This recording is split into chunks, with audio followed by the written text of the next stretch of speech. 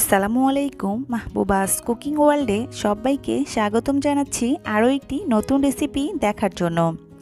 আজকে আমি আপনাদের সঙ্গে শেয়ার করব কুরবানি ঈদ স্পেশাল খুব সহজ রেসিপিতে পারফেক্ট বিফ নাগেটসের রেসিপিটা।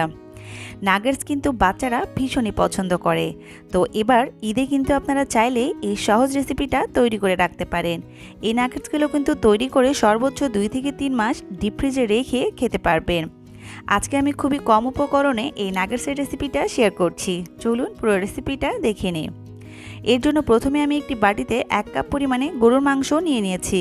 মাংসগুলোকে আমি ছোট ছোট টুকরো করে কেটে নিয়েছি। তারপর এখানে আমি নিয়ে নিয়েছি 3 টুকরোর মতো পাউরুটি। এবার পাউরুটিগুলোর আমি চারপাশ খুব ভালোভাবে কেটে নিচ্ছি। এর জন্য প্রথমে একটি নাইফ দিয়ে আমি এগুলোকে কেটে নিচ্ছি। আর এই কাজটি আমি কীভাবে করে নিচ্ছি আপনারা একটু লক্ষ্য করলেই বুঝতে পারবেন। দেখুন পাউরুটির চারপাশ কিন্তু কেটে নেওয়া হয়ে গেছে। এবার সাইডের অংশগুলোকে আমি একপাশে সরিয়ে রাখছি। তারপর পাউরুটিগুলোকে আমি ছোট ছোট টুকরো করে কেটে নেব।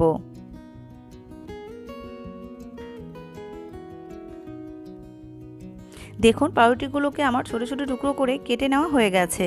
দেখে নিশ্চয়ই বুঝতে পেরেছেন দেখতে ঠিক কীরকম হবে। তারপর আগে থেকে যে মাংস নিয়ে নিয়েছিলাম তার মধ্যে আমি দিয়ে দিচ্ছি 1 টেবিল চামচ পরিমাণ সয়া সস, 1 টেবিল চামচ পরিমাণ আদা রসুনের পেস্ট, হাফ চা চামচ পরিমাণ গোলমরিচের গুঁড়ো, সাথে দিয়ে দিচ্ছি 1 চা চামচ পরিমাণ চিলি ফ্লেক্স। ঝালটা এখানে বাড়িয়ে কমিয়ে ব্যবহার করতে পারেন। স্বাদ মতো লবণ দিয়ে দিচ্ছি। তারপরে দিয়ে দিচ্ছি 1/4 কাপ পরিমাণ পেঁয়াজ কুচি। তারপর এখানে আমি দিয়ে দিচ্ছি আগে থেকে কেটে টুকরো করে রাখা পাউরুটিগুলো। এবার এগুলোকে আমি খুব ভালোভাবে ব্লেন্ড করে নিচ্ছি। ঝালটা এখানে আপনারা আপনাদের পছন্দ মতো ব্যবহার করবেন। আমি যেহেতু আমার বাচ্চার জন্য তৈরি করছি তাই এখানে ঝালের পরিমাণটা একটু কম রেখেছি। তারপর এখানে আমি দিয়ে দিচ্ছি 2 টেবিল চামচের মতো তেল। তেলগুলো আমি একেবারে সবগুলো দিয়ে দিচ্ছি না, অল্প একটু দিয়ে খুব ভালোভাবে মাখিয়ে নিচ্ছি। দেখুন খুব ভালোভাবে মাখিয়ে নেওয়ার পরে বাকি তেলটুকু আমি এখানে দিয়ে দিচ্ছি।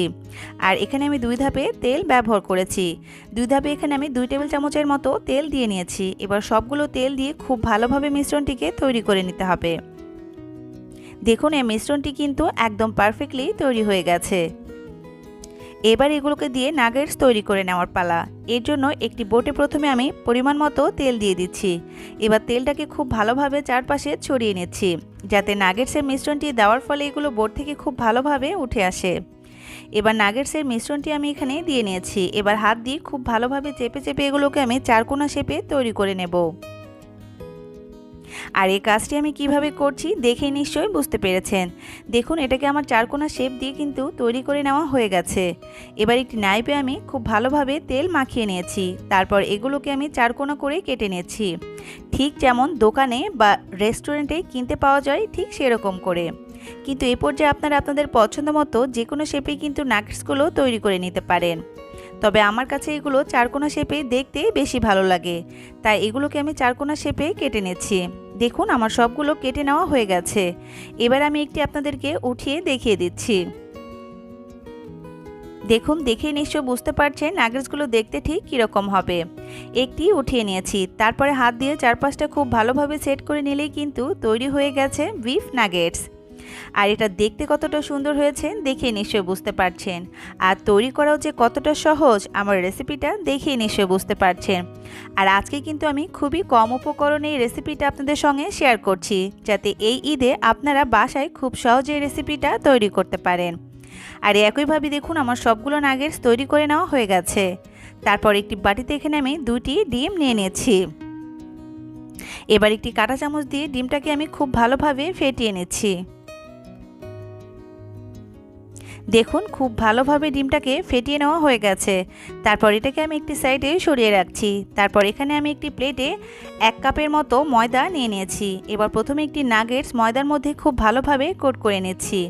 তারপর এটাকে ডিমের মধ্যে দিয়েও উল্টে পাল্টে খুব ভালোভাবে কোট করে নিতে হবে। তারপর সরাসরি এটাকে আমি ব্রেড গামের মধ্যে দিয়ে দিচ্ছি। এখানে আমি 1 কাপের মতো ব্রেড গাম নিয়ে নিয়েছি। এবার ব্রেড গামটা দিয়েও খুব ভালোভাবে আমি নাগেটসটাকে কোট করে নিয়েছি। দেখুন দুপাশ ঘুরিয়ে ঘুরিয়ে আমার একটি নাগেটস কিন্তু খুব ভালোভাবে কোট করে নেওয়া হয়ে গেছে। আর দেখে নিশ্চয়ই বুঝতে পেরেছেন ঠিক কিভাবে এগুলোকে তৈরি করে নিতে হবে। আর একইভাবে কিন্তু আমি সবগুলো নাগেটস তৈরি করে নিচ্ছি। তবে আপনারা এই পর্যায়ে কিন্তু যে কোনো মাংস দিয়ে এই নাগেটসটা তৈরি করতে পারেন। চিকেন বা মাটন, যার হাতের কাছে যে মাংসগুলো বেশি পরিমাণে থাকবে সে কিন্তু সেটা দিয়ে নাগেটসগুলো তৈরি করে নিতে পারবেন। দেখুন সবগুলো তৈরি করে নেওয়া হয়ে গেছে। এবার এগুলোকে আমি আধা ঘন্টার জন্য ফ্রিজে রেখে দিচ্ছি। দেখুন আধা ঘন্টা পরে এগুলোকে আমি ফ্রিজ থেকে বের করে নিয়েছি। এ পর্যায়ে কিন্তু ওপরে ব্রেডক্রাম্বগুলো খুব ভালোভাবে সেট হয়ে গেছে। তাই চেষ্টা করবেন তৈরি করার আধা ঘন্টা পর্যন্ত এটাকে ফ্রিজে রাখার, যাতে এটা খুব ভালোভাবে সেট হয়ে যায়। এবার আমি এটাকে কিভাবে সংরক্ষণ করা যায় সেটিও দেখিয়ে দিচ্ছি। এর জন্য এখানে আমি একটি বাটি নিয়ে নিয়েছি, তার মধ্যে নাগেটসগুলো আমি রেখে দিচ্ছি। আপনারা কিন্তু এই নাগেটসগুলো তৈরি করে সর্বোচ্চ 2 থেকে 3 মাস ডিপ ফ্রিজে রেখে খেতে পারবেন। দেখুন এখানে আমি কিছু পরিমাণে নাগেটস দিয়ে নিয়েছি, তারপর উপর থেকে ঢাকনা দিয়ে ঢেকে দিচ্ছি। আর এই অবস্থায় এটাকে আমি ডিপ ফ্রিজে রেখে সংরক্ষণ করব 2 থেকে 3 মাসের মতো। তারপর চুলায় একটি পাত্রে আমি পর্যাপ্ত পরিমাণে তেল দিয়ে নিয়েছি। তেলটা হালকা একটু গরম হয়ে আসলে এখানে আমি কিছুটা নাগেটস দিয়ে নিচ্ছি। দেখুন এখানে আমার কিছুটা নাগেটস দিয়ে নেওয়া হয়ে গেছে। তারপর অপেক্ষা করছি এক পাশ কিছুটা সময় হয়ে আসলে।